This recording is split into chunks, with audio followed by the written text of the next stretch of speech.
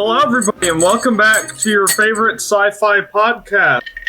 Not Tosche Station. Just kidding, it was Tosche Station the whole time, where we talk about Star Wars. And today, we're talking about Bad Batch, the new series on Disney+. I'm Derek. Woo! Like, comment, subscribe. I said I'm Derek. I'm sorry. Say it again. No, that's important. No, Dennis, what you said is far more important. But I'm Derek. I'm Dennis. And I'm Rob. And this is like, subscribe, and share. Remember the Tosche Station. That was our video. Thanks for joining us. Okay. So I haven't watched any of the Clone Wars episodes with the Bad Batch. I just watched the 2 of the new released episodes. That's pretty much fine. The only thing you need to remember, the only thing like the original Clone Wars episodes introduced was there's this like Black Ops Clone Force that each has their own skills. That's pretty much it. And they're it's strange that they're just learning that what they are in this episode. It looks like they're just, really. Where? How did you get that? Well, he seems he didn't know that there were microchips in the other no clones know that. No clone knew that. Oh. Huh. Okay. So that's actually a big plot point in one of the Clone Wars seasons. One of the clones finds it out. But the guy Hunter, the guy Hunter seemed surprised to learn that he they were, not that they were clones, but that they were genetically altered. They are, so they're not genetically altered. They have genetic mutations that make them just they no. I thought they were made specifically, they were mutated purposefully to have those skill sets. Maybe you are right. Because the Geonosians are doing some weird shit. They kind of always have been. Or Kaminoans. Oh my god. I don't know what I'm saying. Yeah, the Kaminoans have their own. They're really shady. Yeah, they are. But I kind of like how. Now, not that this is the most important thing to say about Bad Batch by far, but to lead off the episode, I actually like how they have that one Kaminoan help their escape at the end of the first episode. Oh, that's pretty cool. She has a vested interest in sticking it to Tarkin. Well, especially, so one thing I want to get just right out the gate. Yeah. The amount of bridging that we are getting from Republic to Empire, finally being able to actually see all of that, to me, is remarkable. Yeah.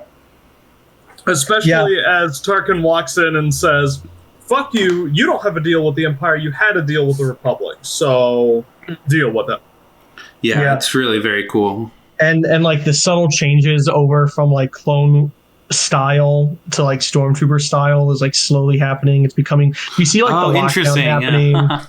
They're tagging citizens, all this kind of restriction and stuff. You can see how life didn't go on the same. It's just now the Empire instead of the Republic, there was a change in what they were doing. And you kind of see how that's being pulled over on the population. You always see them presented to ensure more tramp down the last of the separatist rebels. That's fascinating.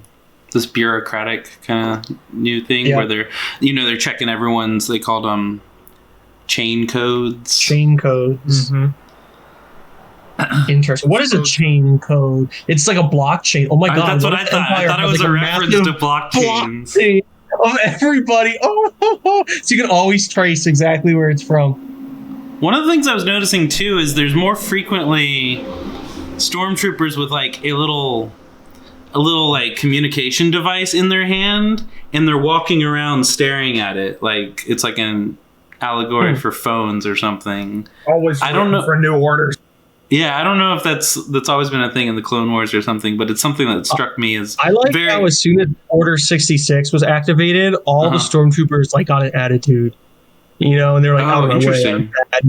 Okay. Subscribe firmly subscribe to the theory that it reset the clones.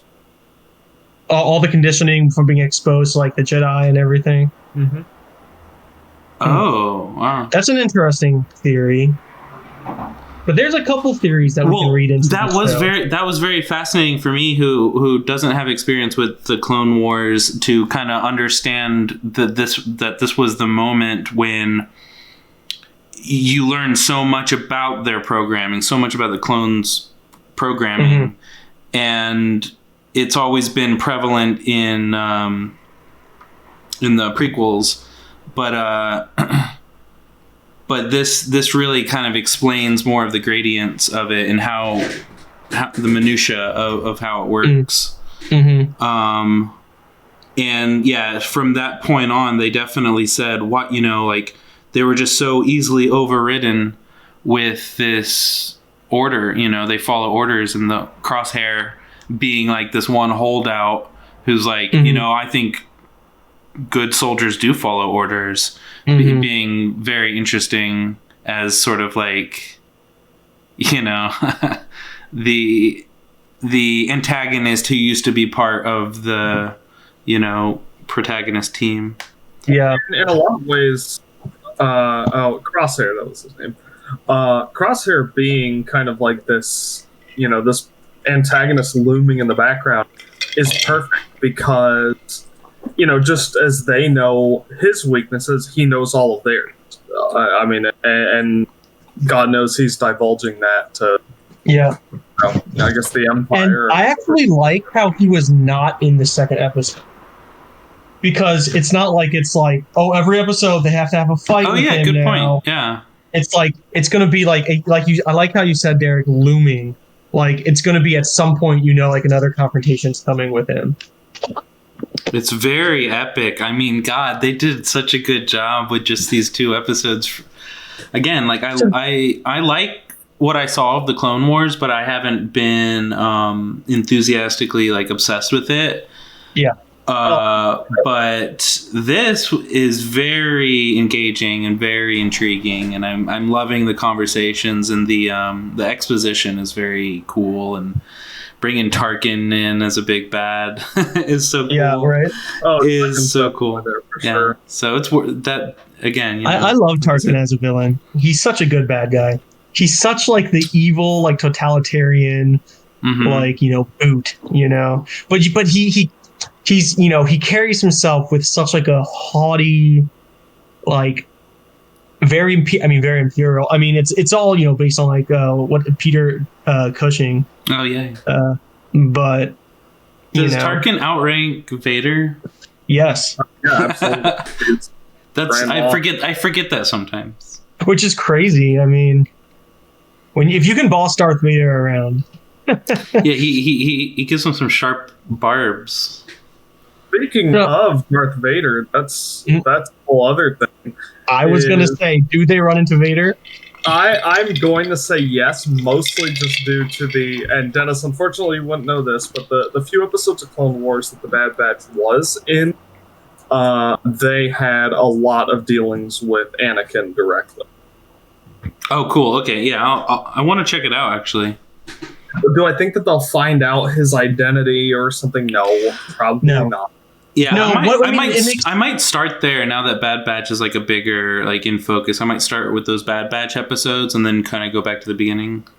Oh, that's just. I mean, they're the first 4 episodes of the final season. The Bad Batch is introduced then? Yeah. Oh, cool. Okay, cool. I was wondering. So, I mean, and the last season of Clone Wars in and of itself is like an experience. Like, wait, the final season just came out, though, recently, I thought, right? A couple years ago, maybe? A year ago? Yeah, maybe. 1 or 2. Yeah.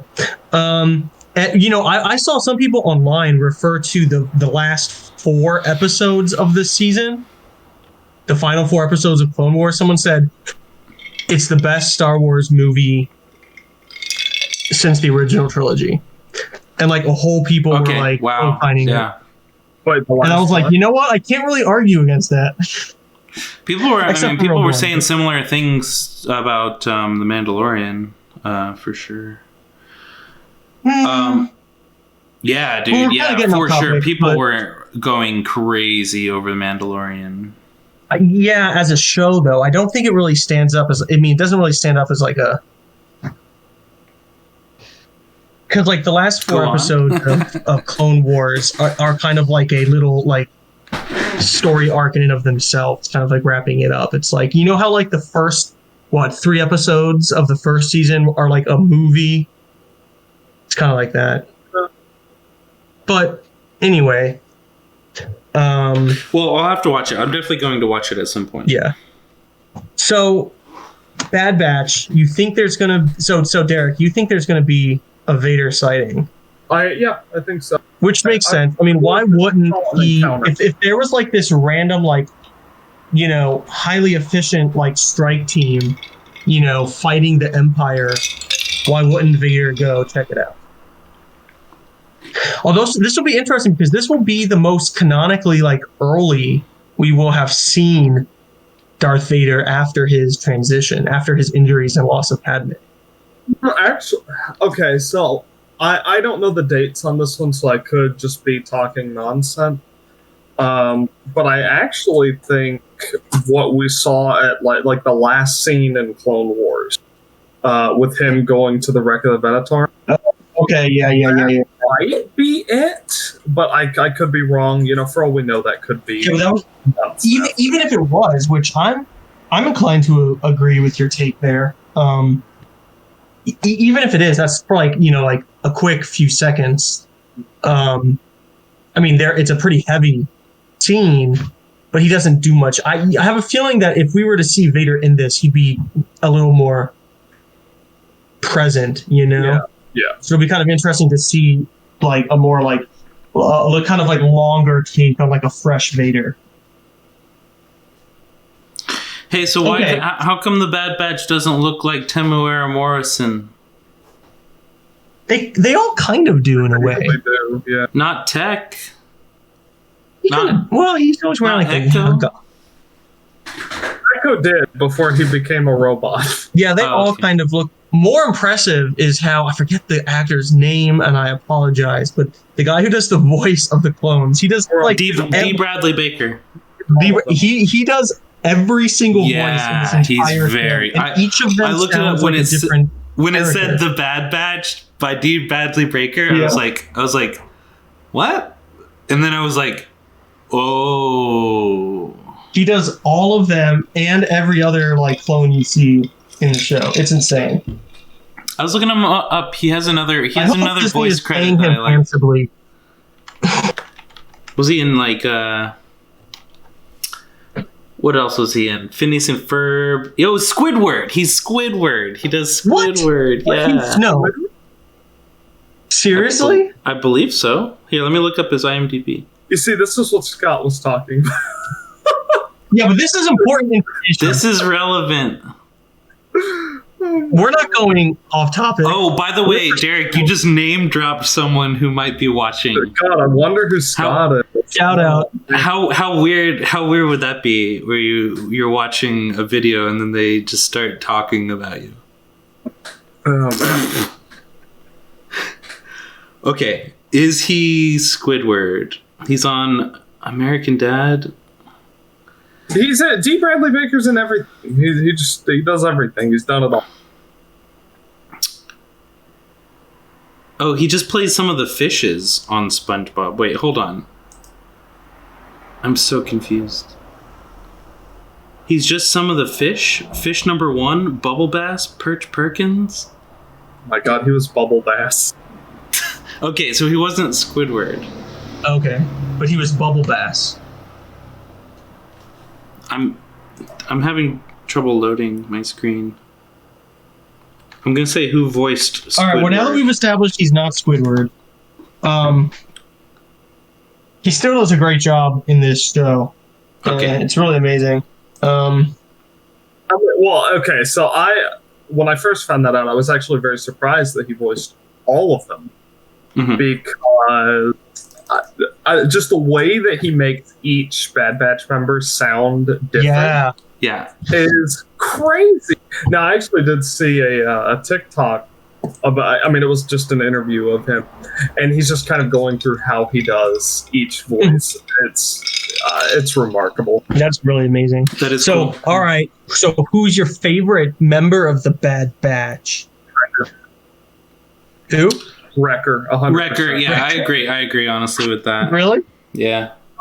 I like this like poncho sombrero look when they were on that planet. Yeah.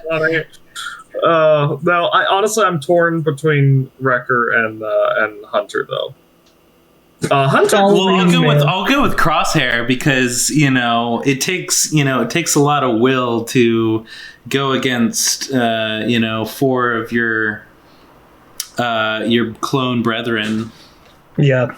Now, okay, so Crosshair's interesting because they played it in a way where it seems like they all had like a defunct like control chips, but his was like kind of responding, which made him more like amenable to their orders. Right. In the episode, they enhanced it. They aggravated it or whatever. I kind of showed this big red ball right in the. I was reading on Reddit. Somebody said, and I agree with them. They were like, it kind of would have been better if like they didn't like activate or like whatever his if he made it more chip. Willingly. What if like he just made his own decision as like a free-minded person that he like agreed with what the Empire was doing and then went with them. Yeah. That'd be pretty compelling because and I agree. This is from the Reddit comment. That thought crossed my mind. Is actually they're going to have like want you to have this conversation. I think they want you to have this conversation. Because they're going to have a storyline now where they try to like deactivate his chip or whatever and turn him good again. And then and then that's when they reveal he actually does believe in the Empire's ideology. That'd be kind of cool. But that's it. That'd be cool. Bro, Filoni's like so ahead of you, bro. All right, how about this? The Filoni verse. Filoni is on some shit. Right? Make him the Kevin Feige. That man is amazing. Make him the lore master of Star Wars. Wait, he already is. Make him the Kevin Feige of Star Wars. Yeah, but Jon Favreau's been doing work too. I both of them, absolutely. Too. So, but I mean, can Favreau juggle all of the nerd not lore? I imagine Dave Filoni is probably a D&D enthusiast, and he probably has a lot of Dungeon Master experience. That's my guess.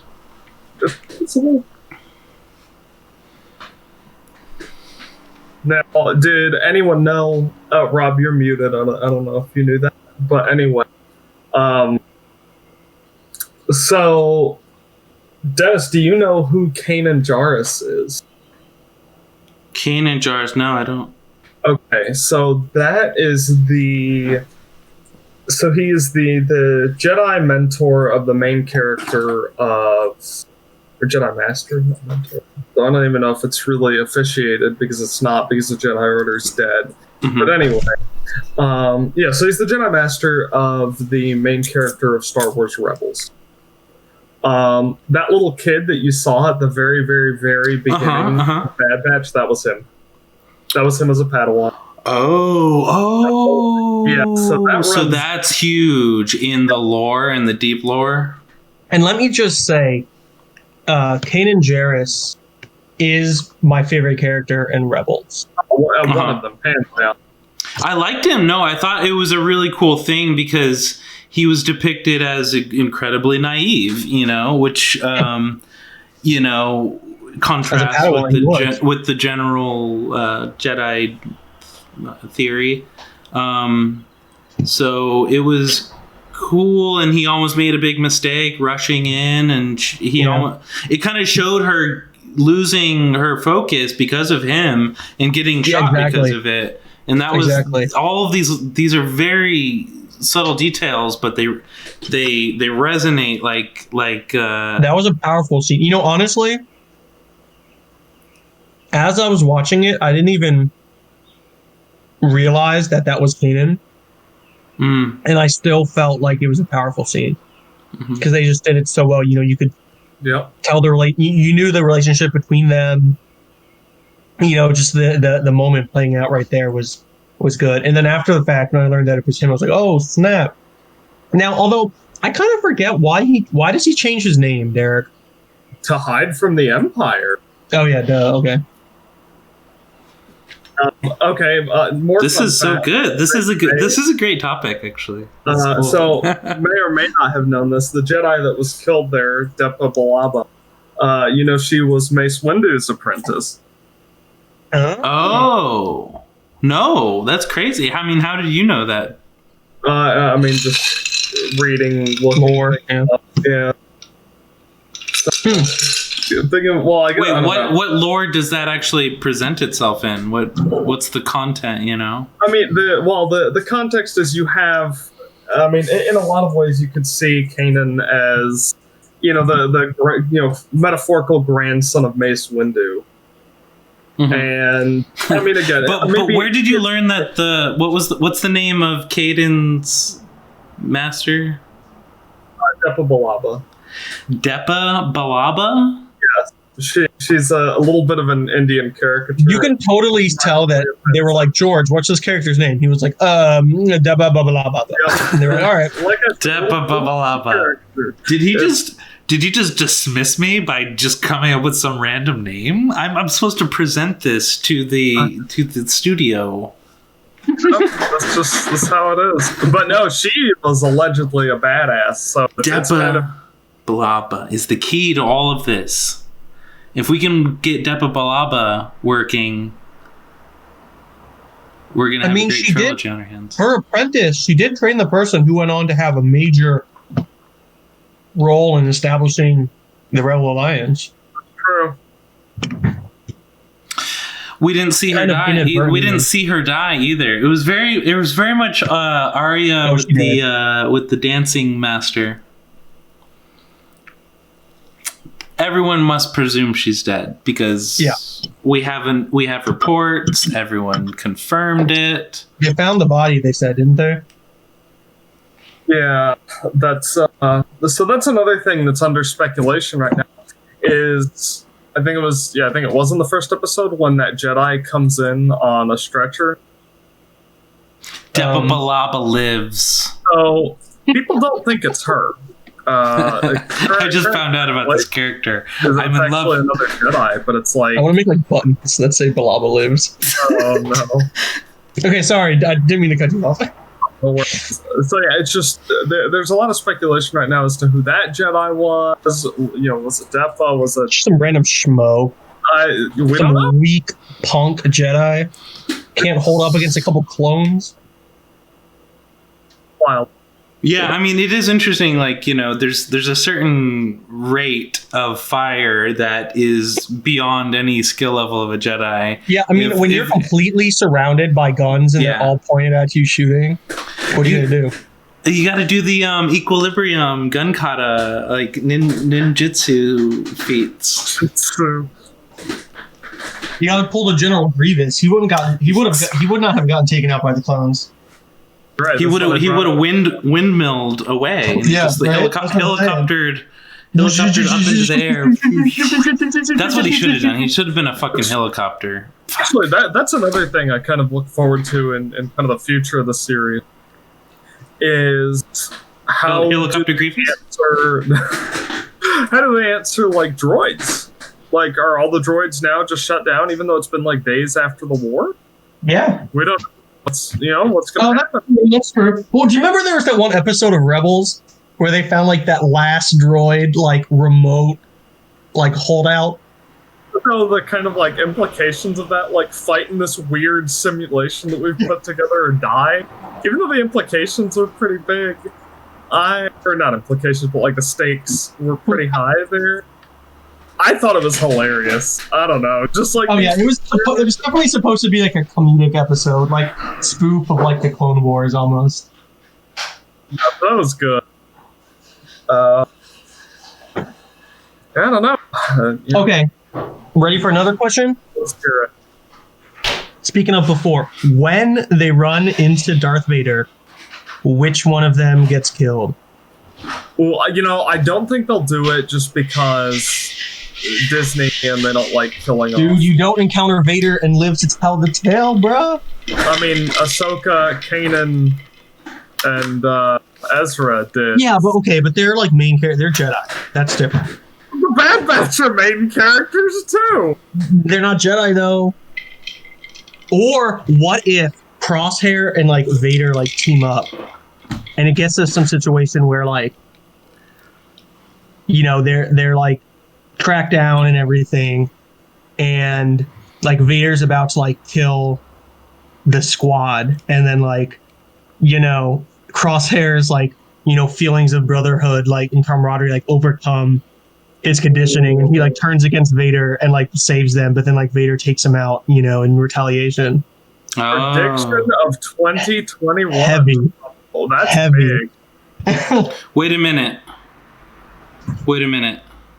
There was a line that caught me off guard because it was like someone accusing, I think it might have been Crosshair actually, of. No, wait. Someone said liar in the exact same way that Anakin says liar to Obi-Wan. Probably Crosshair. I think it was Crosshair. I think it was, you know, like Hunter or someone being like, oh, if you're going to do that thing, you need to blah, blah, blah. And he's like, liar. Against me. So maybe there is that type of truncated, you know, parallel to Vader's story in motherfucking Crosshair. Maybe. Although Crosshair has always been like an edgy dude, seemingly. He's just dropping those cold-hearted one-liners anyway, so it makes sense that he'd be like more amenable. He's like so like he's like almost like too cool. Like it's like, well, obviously he's the one who's going to turn bad, you know? All right, here's another question for you guys. Who's the weak link of the squad? There's a correct answer to this, but I want to see what you guys say. It's Echo. I think it's Echo. Yeah, it's Echo. Oh, because Echo. He never like does anything, man. He just sits. He's like the cyborg. Right. Yeah. That's who first came to mind. Actually. I mean, like a couple times he plugs into the computer, but it's like, why can't Tech? Oh, he's supposed to be a hacker. Like, he's supposed to be a hacker, right? Tech do that. That's a great. Tech does all the stuff that Echo can do. But you know, he's cool. He's down for the cause. Always good to have someone else helping out. Well, it was funny. All I kind of knew about Tech to kind of set him apart, because you're sort of, you see this motley crew, this fucking Bad Batch, you know, or that's kind of like a little wild bunch or something. Yeah, 18 or something. Yeah. And Echo talks about, you know, his programming is slightly different because he wasn't genetically enhanced. He was, he had lost his programming modifier because he was so broken as a human being, and he's like mostly technology now. He's more man than machine. Like literally, that's so funny. The self-reference. Oh my god, it's chef's kiss. Yeah. I mean, Tech actually may be becoming my favorite character just because he has some pretty good lines, some like little one-liners and stuff. Is it interesting because he's like the black sheep of the black sheep. It's crazy. Yeah. Okay, so Dennis, I'm glad that you bring up Omega. So, what's up with that weird little that's girl? That's the other mystery box of the season, but I already think I have it figured out. My theory is, so we know she's a clone and she's a she, which may make you think that her sex is like the main like quote unquote mutation from the rest of them. But I have a theory that her mutation is that she is force sensitive. They true. Programmed her with like midichlorians. It's so similar to Baby Yoda. I mean, if that's my one criticism, that's it. It's just like the rugged clone. I know, right? Now they're gonna.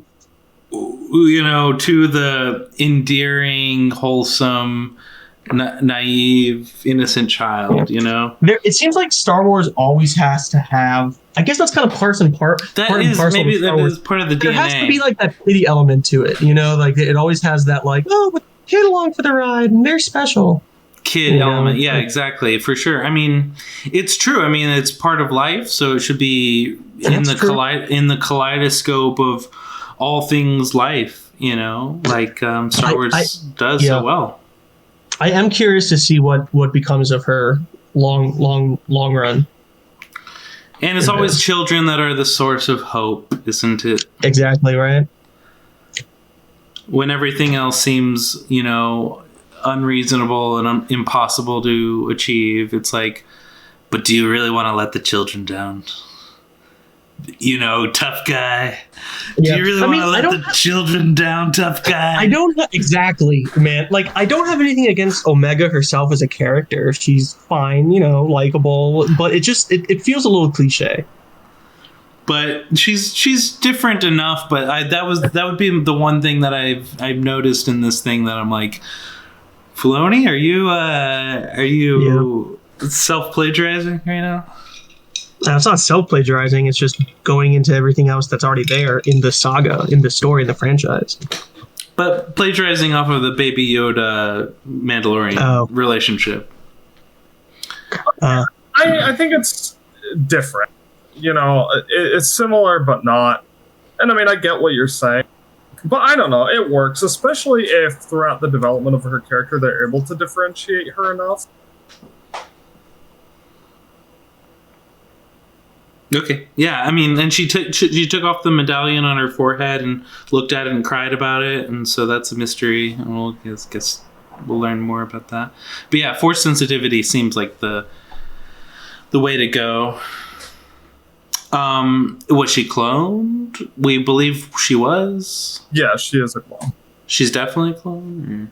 She's like what was it? What were they saying? Like the fifth clone with a mutation or something? Well, she's the last clone that they made. Oh, right. They said you are all. No, wait. Someone said that they were all genetically enhanced. So what's she enhanced to do? It was either that or they were trying to figure out how many. I don't recall now, unfortunately. There was a lot of implication, but I don't think any direct line that was like, she is definitely a clone. But very strong implication. Because why was she hanging out with the Kaminoans anyway? Yeah, that's the thing. That's her. They're like monitoring her and educating her and training her to be whatever they wanted her to be. The clone messiah. The clone messiah. What if they were like, when the war's done, we were going to have like a happy society of clones? That's a good... Dude, that's a great novel, dude. Right? Dude, what if Filoni watches our podcast, bro? What if... And he'd be like, wow, that's some great ideas. Thanks, Tosche He's like, Station. guys, let's wear cowboy hats on Skywalker Ranch. Guys, I bought you all these cowboy hats so you could all see if Filoni bought me a cowboy hat, I'd wear it. I don't even fucking care. I'd wear it. We should all just wear cowboy hats in honor of Dave Filoni.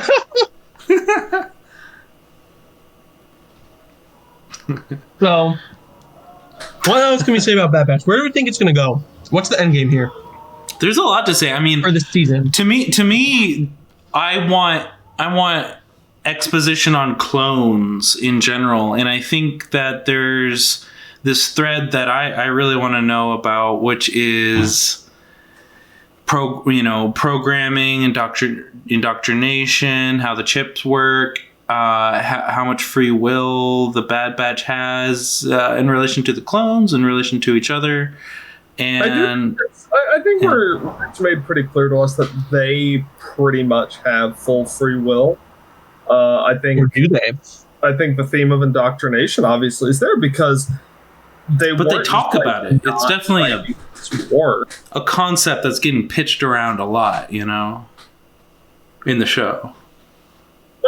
I love the theme. I don't think that is necessarily going to be addressed through them as characters, but more how they interact with other characters that are experiencing that. Yeah, well, what I really want to see is a lot of that, the classic sci-fi tropes of like what it means to have free will, to exercise it. I would love if they did that. Although I don't know, that's high hopes for Star Wars, but we'll see. Well, they do it a little bit, all Star Wars stuff with the droids a lot, like the common trope of like never underestimate a droid or whatever. And like they've never gone there with the droids though. I want them to do like a droid. Rights. Yeah, it's always been very subtle, but the characters who treat droids politely are ones that are generally good characters, and the ones that just treat droids as though they have no free will. Although everybody treated C-3PO like crap in the sequel movies. But not Luke. Of course, Luke didn't. Han treats C-3PO like crap. To bring it back to the Bad Batch, Wrecker using the Gonk droid as as a fucking Gonk's great. As the, what do you call it? Just a lift, barbell. Barbell. So good. So ridiculous, but that's the type of thing. That's perfect. So I wonder. No, what do you got? I'm just saying what I really want to see is these deep dives. Like they've done a really good job at making this core group really relatable, and you want to know what more. And the Omega stuff is really cool too. Even like she's bringing a lot of new energy into this kind of old grizzled wrecking crew, and then But I'm most curious about what it means to be a clone, what it means to be in this world, because this has galactic implications depending on. I'm sure you're tired of hearing this. You should watch Clone Wars. Because they dive into this stuff a little bit more. I don't think on the level you're really talking about. I know. But no, I hear you. That's my foresight. There's a lot of implications for it, for these characters. Yeah, that's my forecast. That'd be awesome. Of what I would like the most. But also, you were about to say something like a paragraph ago. Yeah. Oh, what was I going to say? Oh, it was something kind of different. I'm glad you brought that up, though, because I want to say, like, yeah, that would be cool if they took, like, a more introverted. But I don't know, because it's animated. We'll see, but it's got to keep the action adventure of Star Wars vibing. I mean, I wonder how many seasons this will go on. I think it has a lot of potential. But you guys, I'm so excited for the Temuera Morrison live action Bad Batch season 2, which I just made up in my head. Okay, thank you, Dennis. Like. Why can't he play 5 different characters? How many seasons did Rebels run for? 4. For 4. Okay, so, here's what I do want to see. Wrecker, played by Temuera Morrison, in prosthetics and makeup and a suit, just walking by as a cameo in one of these Star Wars anthology movies. Oh, that'd be cool. Okay, sorry. Captain Syndulla needed in the whatever from Rogue One. So I'm gonna throw this out there. Which Jedi are we going to see throughout? Hopefully none. That match. I think it's an inevitability. That would be bold. We already saw 2. We already saw 2. We already saw 2 of them. We saw 2 of them. Here's the only thing about Star Wars that's kind of been making me aggravated with some of this like EU stuff. It's like they make a big deal about Order 66 and how they kill all the Jedi, and Darth Vader is this like, evil Jedi hunter that goes across the galaxy and kills them all. But it seems like every freaking Jedi and their apprentice like survived the Purge. Every single iteration, every story, there's a new Jedi who like secretly escaped, and I'm like, guys, they kind of the purpose Order 66 if there's all these random Jedis that like escaped popping up all the time. There's a Jedi planet somewhere. Wait, that was supposed to be Ahch-To. That's not. What if they all get massacred? Kind of what if they all go to Ahch-To? They've only really done that with 2 Jedi, I guess. What if they're all part of Luke's new Jedi training society and Grogu's there and everyone's chilling? They're all Rey. They're all Rey. They're all the Rey. But, I mean, so for some serious candidates there, why can I never remember his name? It'll come to me. And they all get killed right there. Or maybe they have a Jedi in there who starts to train Omega and then gets killed by Vader. Yeah, that would be pretty good. I'm here for that. It would be a little bit on the mentor trope, but. Mm-hmm. I mean, do y'all think a good idea would be? And this is a little off topic, but a series that showcases the whole Jedi Knight mission at its height, where it falls and there's a young, Kylo Ren or young Ben Solo who you basically, it's like a prequel to the sequels. No, it seems like it would be just like a retelling of the prequels. No, I'm not interested in that. But with a little bit of a different thing, where it's more of like about the cycles of harmony and disharmony. This is what I'll say. I would only watch that if Adam Driver was playing Kylo Ren, even if it was animated. And it has to be animated because I don't think a 35-year-old Adam Driver can play a 16-year-old boy. Oh man. Whatever, just have him He's do an it. actor. I mean, he's an amazing Yeah, right. actor. I would just go with just a Timothée Chalamet type, Actually, I can see that. But he's too old now too, Besides, he's Maudid. And he's Muad'Dib. Well, Star Wars is based off of Dune. What? Don't forget the Costa who survived Order 66. We could see her.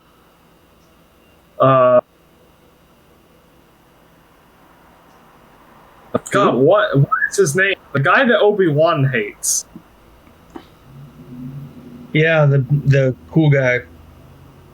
I forget his name. I'm kicking myself for not remembering his name. Because I loved his character. Ooh, now actually, here's another thing. We could find out who saved Grogu. I don't think Grogu was killed. No, he wasn't, but he had to have been pulled out. Like, who pulled him out of the temple? That's like 25 years later. He may have left the temple by then. What, or maybe he escaped himself. Thing? Huh? Grogu is the main character of the next sequel trilogy. I would watch a Grogu. I would watch a Grogu series. I probably would too. Yes, dude. Grogu teaming up with Babu Frick.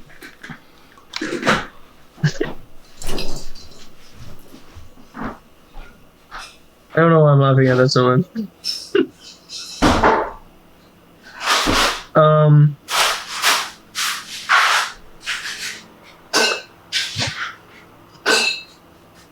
It's funny because the Bad Batch. Damn it, Quinlan Boss! There you go. I'm thinking we're gonna see him in Bad Batch. I want to see more of him because they introduced him in Clone Wars. I thought he was going to become a main character, but he just went away again.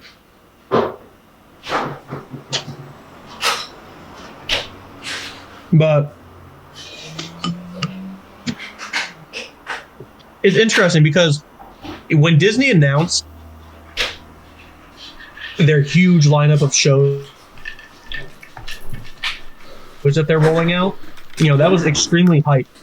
But Bad Batch honestly was probably the least The one that I was least excited for. I'm gonna be honest, I wasn't all that excited for it either. Not that I was like, oh, this is gonna be trash, but I was just like, all right, this is like, a continuation of the Clone Wars thing, sure. But I was, and I think everyone is much more interested in the Cassian Andor show, the Obi-Wan show, but even the Ahsoka show, and even they're doing like a anime anthology Star Wars. That seems kind of cool. Like I'm really excited for this upcoming stuff. So, and I saw Bad Batch being released first as is just sort of this, appetite whetter, and it very well may be, but it's one that I, all of a sudden am enjoying quite a bit. Yeah. So it makes me pretty optimistic about where all the other shows are going to go. The one that I was least excited for turns out to be pretty decent. Rob, I think you explained that timeline so eloquently and so beautifully, and it was like, I literally only watched The Bad Batch for preparation for this episode to show you about it. And I'm really glad I did. It's brought up all these confusing things that I've pontificated about with Star Wars and the clones and stuff. For a long time, and it's that era of Star Wars that is just the traditional one, right before the prequels, and it's so interesting to see it in 2021 elucidated and explained as if it's a completely new thing, Mm-hmm. It's crazy. Dude, it's really crazy. I will eat up anything that is set in the Galactic Civil War period. Anything from like the OT timeline. Like, I'm all about that. And Mandalorian keeps it around there too, except it's right. It's on the other side of the hump of the golden age. Yeah, that's so good.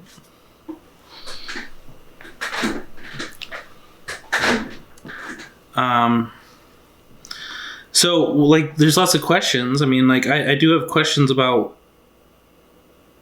what is their morality of the Bad Batch. I would say that they're chaotic good. And they've been working for who this whole time? The Republic. The Republic? Under the leadership of Hunter. Who? Hunter is their leader. No, but who does Hunter take his orders from? No idea. Man. Somebody like the Republic Command or whatever Jedi they're working with. Jedi? They didn't have like a Jedi general. That was a pretty big thing they established, and everybody was like, "What? Those guys don't have a Jedi general?"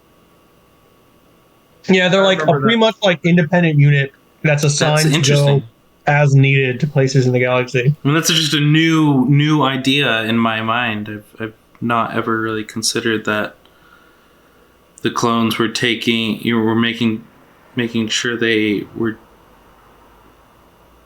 helping the Jedi generals. Yeah. It adds a new dimension to the Clone Wars because it kind of the depiction of everything going down in the Bad Batch is closer to the vibe. It's hard to explain. It's closer to the vibe of what I initially imagined back in episode 4 when old Obi-Wan kind of offhandedly says, "Oh, I fought with your father in the Clone Wars." And you're like, Clone Wars? Well, that sounds like some wild sci-fi hijinks. But at the same time, because the original trilogy is kind of rugged in aesthetic, you kind of had this more rugged idea of the Clone Wars, which, because of like the prequels aesthetic, you didn't quite get. But this is kind of more of what I imagined like the Clone Wars are when they're referenced in episode 4. Like you have, different factions of clones essentially. who's who, what's what, it's that they have it's variegated enough that you question like what about free will and morality, and do you have a lot of choice in your own options and stuff. It's definitely a head scratcher once you start to see all all the bully group of clones pick on the the nerd group of clones, but who are obviously way more capable than they are. I was just like, it's like super confusing, but like hilarious that it's like it's literally lunchroom table politics going on, and it's like it's very clever. It's thought provoking. It's very solid. And it definitely whets my appetite for the Clone Wars show a lot. But the issue with the Clone Wars is just there's just so much filler. There is a lot of filler. It almost feels like an anime. Yeah. Actually, last time I was on Disney Plus to watch Bad Batch, I noticed that if you go to like the Star Wars page on Disney Plus and scroll down, they have like different groupings of. They have like the Star Wars saga. I mean, the Skywalker saga. They have like prequel era stuff, and it's like Clone Wars with the prequels all in like chronological order and everything. And then they have like Galactic Civil War and just all these different things. They have like the behind the scenes documentaries. But anyway, they have this one section that's the best. It's called just like the best of Clone Wars. And it's like a few episodes from every season, or I don't know how many, but it's like this sort of like, this is like the essential viewing of Clone Wars. And so that may be a good place for you to turn, Dennis, to kind of see what they're pushing as like, this is like what it's all about. These are like your high points. Yeah, I'm sure. But if I was their story writer, and I bet Dave Filoni does this because I've noticed this in Avatar: The Last Airbender too, is, even in the filler episodes, you put a couple little lines that's true that break the surface of add a little bit much deeper lore topics. But I'm probably just gonna steamroll through all of it. But maybe start with the Bad Batch No, wait, those happen at the end, you say? Fuck it. Yeah. I'll just start it. I'll just start it episode 2. I've just watched the Origins episode. What do you call that? The first Clone Wars. Yeah, the one where they introduced Ahsoka. Yeah. Look, honestly, honest, I've watched the first episode, which was also an hour long, I think. And then I'm gonna start episode 2. Not Attack of the Clones. Honest, episode 2. I almost want to say you could just like skip to like season 3 and start going from there. Okay. Well, I'll keep that in mind. Like a major like kind of step up as far as like maturity of like this. Yeah, I feel like I'm a completist, sort of. I'm gonna watch the filler. There's some enjoyable episodes in the first couple seasons, no doubt, but they're kind of more standalone. That's fine. That's fine. I'll just plow through it. I mean, wait, they're only a half hour long, right? Yeah. Well, each one is like 20 minutes. Yeah. Okay. Cool. Yeah. I could get through 23 episodes or whatever. In a couple months.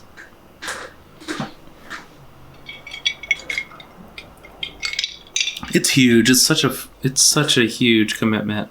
It's like this is what's fun about being a fan. It's like it's worth it. It's worth it. Whenever there's a little line, like even explore, you're sort of like nuances. Yeah, it's kind of like that. It's kind of like I get it. You're setting up this little adventure story. Okay, it's got these family elements, and you're trying to protect this village or whatever. It's like I've seen it all before, brother. So it's like with Clone Wars, it's really a cool exploration into writing that kind of pulp action adventure stuff. Mm-hmm. It's not meant to be taken as the intense mythology that Star Wars is. Mm-hmm. it's for kids. It's exactly. fun stuff for freaking toddlers. I wouldn't say every episode of Clone Wars is for kids. Well, I mean, a couple things to say. Some people will argue that Star Wars has always been for kids. A 12-year-old is still a pretty bright, pretty functionally adept human being, but they're still a kid, and a 13-year-old is still a kid, etc. I agree with you both, actually. Like, it very much captures the spirit of that, like, pulpy adventure story. Like, every episode, it has the little voiceover. It's meant to bridge generations, too. Defeated the evil General Grievous, but then over time... It's meant to bridge generations. It's meant to be family-friendly and also have a little edginess and also, like, appeal to teenagers and older generations. The ironic thing is, of course, by the time you get through Clone Wars, it does such a better job of developing Anakin's character and his conflict and setup to turn to the dark side, especially in conjunction with his relationship to Obi-Wan and his relationship to Ahsoka. So much better than anything in the movies, frankly. Like it's you feel it so much more. And that's, in my opinion, Clone Wars' biggest contribution to the entire Star Wars mythos, is fully fleshing out Anakin's character and his... I'm sure it's a huge contribution. I mean, we're going to have to... we're going to have to save the date, but like a Clone Wars episode one day, in the future, but then there's going to be a Rebels episode. How many fucking animated shows are there? There's Rebels and another Clone Wars animated and a... Oh, the Clone Wars animation is not canon, but it is very, very cool. I know, yeah. But there's also another one. The 2004 animated. Yeah. What are the other ones? That shit's good. With the funny, almost like South Park-esque, like pastiche cutout, like the animation. No, not South Park, but like Powerpuff Girls or something. Yeah, because Gendy Tartakovsky, I love him. It's the guy who does Samurai Jack. Samurai Jack, right. Yeah. No, dude, they're freaking pop. Those are like, I'm gonna watch them. Yeah. No. All right. Maybe we'll start there. Action, and they're like 5 minutes. Are they going to be recanonized? I mean, honestly, they fit into. I mean, they don't really associate themselves with any concrete canon, except maybe the last couple episodes. But like, for the most part, I don't see why they couldn't theoretically have happened at some point during the Clone Wars. Outside for like I said, the last couple. So back to the Bad Batch, just to make sure we stay on topic. It gives an insight into the whole universe of Star Wars from a specific point of view, which is very important because. Jedi are evil. What? I said from a specific point of view, and I said the Jedi are evil. That. We want to know what these soldiers of the clone armies think, and we get different perspectives on what they might think through the clones, through the Bad Batch, and that to me, I think, is the crux of the show, and it's a winning formula because it's sort of like you can take these disparate personalities and see how a society of clones could be based on these interrelationships of this small group, these small personality shifts. I can't hear you.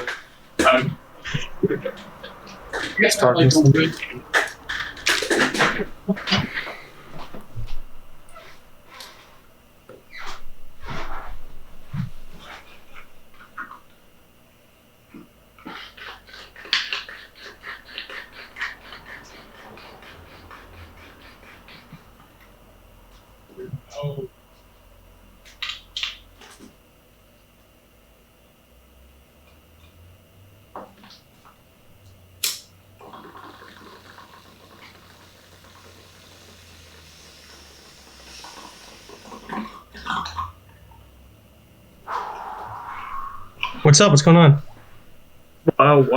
You went somewhere.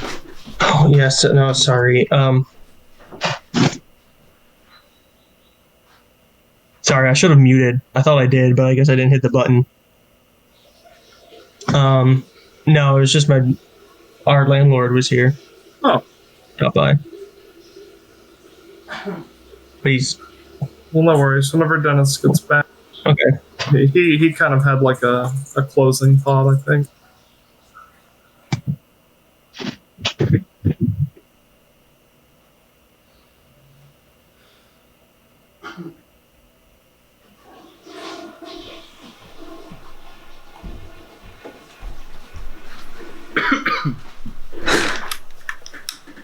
Dennis, you're back. Sorry, okay, Rob's back. Hey, sorry about that. I thought I was muting, but I guess I didn't actually hit the button. If you were having problems too, I'll just cut that part out. You know. All right. And this part where I explain where I cut the last part out. And then this part where you explain that you're going to cut this part out. And so forth. So, how does each member of the Bad Batch relate to an aspect of society? Bad. No, that's not true. They're all bad. I agree. Society is bad. Strong. You know, Echo is going to be wrestling with his humanity versus being a machine. Which a lot of people wrestle with. I've wrestled with it this morning. He's going to have to... He's like a social outcast. He's going to be a nerd. Relatable. Wrecker's stupid, so he's going to have to reckon with... You know, he represents stupid people. Relatable. Relatable. I'm joking. Hunter is the cool guy, so he's going to get all the cool people related, feel related to him. And then... Crosshair is the really cool guy who's also bad, and so all the really cool guys. I think a lot of the Trump, conservatives are going to really relate to him. Sort of a gun nut, to the Grand Moff Tarkin. I agree. No, to Crosshair. I think the insurrectionist. Sort of. Anyway, there's also. You know what? It's the opposite. He's the conformist. Oh, okay. Soldiers do what they're told. So there's a character that I was looking up. I went to the Wikipedia. Who is Rex? Tell me. Rex? I gotta know about Captain Rex. Rex is the commander of Anakin Skywalker's. The 501st, actually. Rex is like Anakin's right hand clone. You know how is he the captain of the Bad Batch? No, that's Hunter. Okay, but he's Hunter is the general for Rex's captainship. I mean, I looked it up earlier. It says it was his. No. I mean, maybe Hunter holds a rank of general. No. I looked up his general. Rex. I guess I've never looked up his rank. But I mean, I based on everything that we know, Rex is Anakin's commanding clone, like the clone that Anakin directly commands, who then has like his own squadron. Just like Obi-Wan has Cody, who he talks to by name in episode 3. I just saw this image and it looked like Rex was above Hunter in terms of rank. And officially, very well fully possible. Yeah, I would believe that. Rex is essentially Rex just a clone? He's just a clone. Clone Wars, he's like the main clone. Yeah. He's like the main clone character. Is he in the movie? No, Rex. No, he was specifically made for Clone Wars, but he is. Oh gosh, what's the? He's in Rebels. He's based on this clone from like the prequels EU, who is like this crazy, super hard ass guy, and they're not really all that similar at the end of the day. I don't know. Personally, I think they did a phenomenal job with Rex overall. I just kind of like where his character and went. It's not true, but it can be made to be true technically. So there's in episode 6, Return of the Jedi, on Han's strike team that he leads onto the forest moon of Endor to take out the Death Star shield generator. There's like this old guy with like a beard, and he's just, like a rebel soldier. But like some fans online, because of how Rex looks in Rebels, there's fans that say that guy is Rex. In which movie? In which movie? Return of the Jedi. Okay, funny. Let me try to find a picture of this. This is funny. Oh, you'll see it. Yeah. Let's look up Which Rex honestly I love. That's awesome. That's great headcanon. Oh, okay, all right, yeah, okay. So why is he old looking in this one? Because it's faster. Like 25 years after Clone Wars. But I mean, why clones age faster? Okay, because that's why. Because there's a picture of him in the animated version with the gray white beard. I see where. Okay, this is great. Okay, but I see the Return of the Jedi. See, if you can fit stuff in like that, like I love that.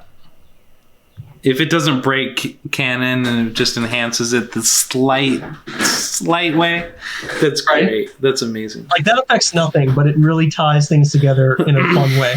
So. Well, I love Temuera Morrison, and I don't know if they had a separate actor who played his clones, because it looked like a younger version of him in Attack of the Clones, where it introduces him, and he's kind of suspicious of Obi-Wan, and he's more worn down as Jango, and then of course he's in The Mandalorian now as Boba.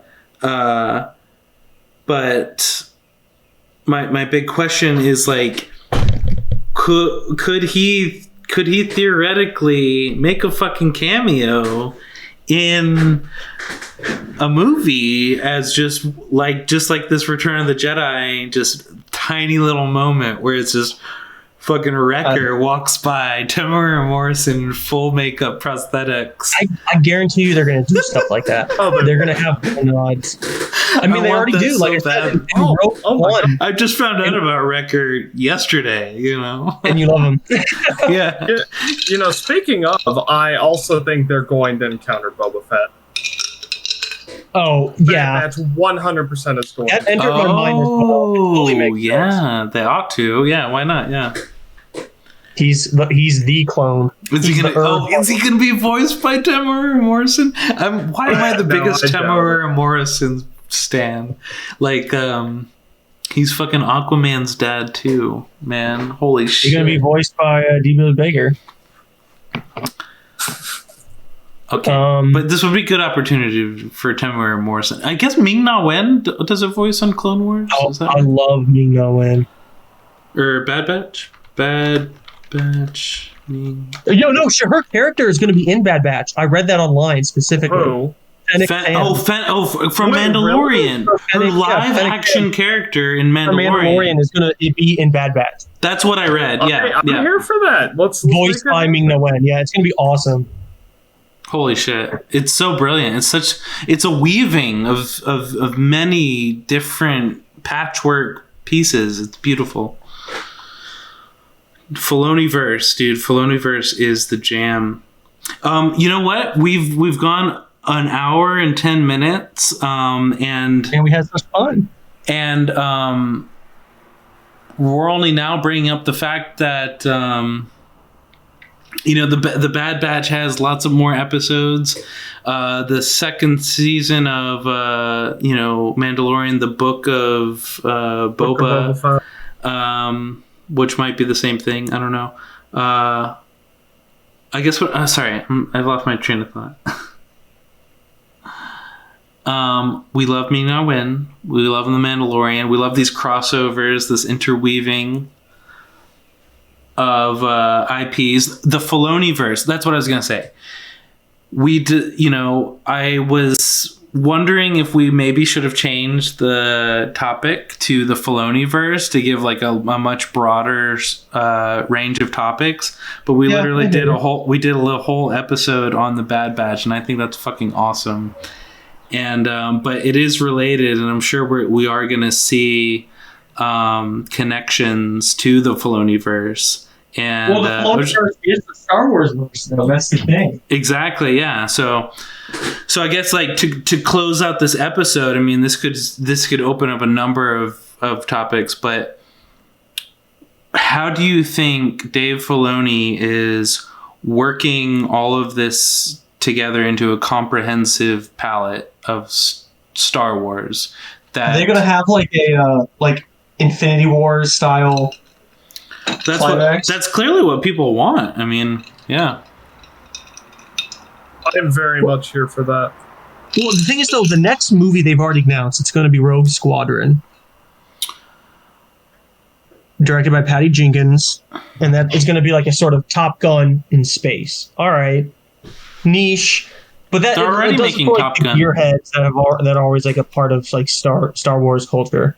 The next movie after that, which who knows what it's going to be, that's going to be the big statement. That's going to be the big, like, what's going to be the next path for cinematic Star Wars after this? I'm super stoked on Obi-Wan. Oh my gosh, everybody is. When is that coming out? I don't know. This year?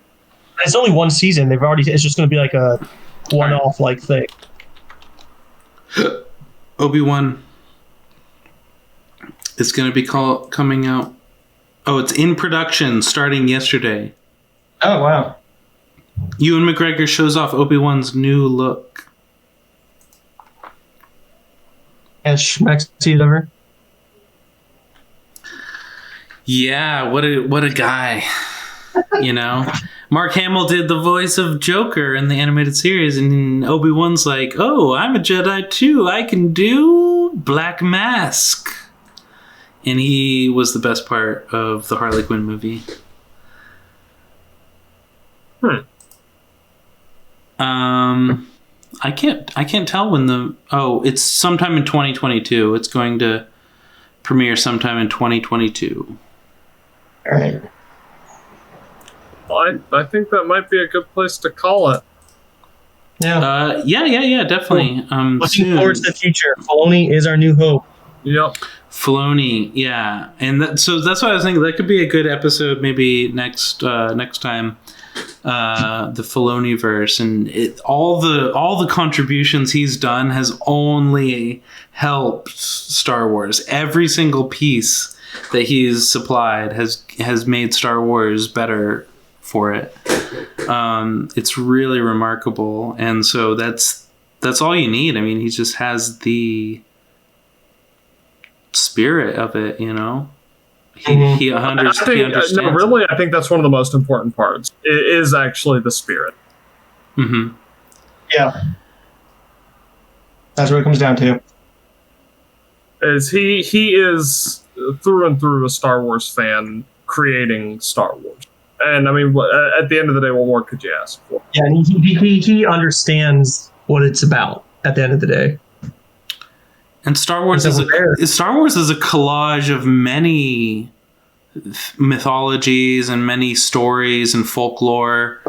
It's such a patchwork of a beautifully weaved together idea that cuts right to the core of humanity. And to be able to do what Filoni's doing and update that to modern values and roll with the punches and keep it going from this like underling position that he's in, really, as a story writer and screenwriter. I think it's remarkable that he's been able to move the needle, you know, this gigantic colossus of Star Wars towards the right direction that like really rewards fans is amazing. And that's our show. That's all I got. I'm Derek. I'm Dennis. I'm Rob. May the Force be with you. No, that was it was about 8 days ago. We can always say "May the Force be with you." Always. What are you? Some kind of imperial? It was a May the Force. Just don't worry about it. All right, it fell flat. It's fine. All right, everybody say something that's going to encourage more viewers to like, comment, and subscribe. Don't like, don't comment, and don't subscribe. We don't exist, for all you know. And let's keep it that way. Okay. I hate our fans. I hate all of you. I don't know why I make this show. Goodbye. That was really good. Rob, that's tough. That's tough. If we get 10 followers, I'll show my feet. Whoa, the stakes have been raised. You'll do what to your feet? I'll show my feet online. Those feet pics are in. It's a quality product. Dave Filoni following us. Mark Hamill, fucking. Too bad Tarantino's not making a Star Wars. Oh, Star Trek. He was doing Star Trek? Was that still a thing? I don't know. I think I read that's been put on the back burner. That's just a joke. Yeah, that would be like his final movie. No, that'd be serious about it, but it's kind of like that'd be a weird turn. Since the pandemic, it's kind of been caught in development hell. All right, thanks for watching Tosche Station. I'm Dennis. I'm Derek. I'm Rob, and have a great night. And may the Force be with you and your mom.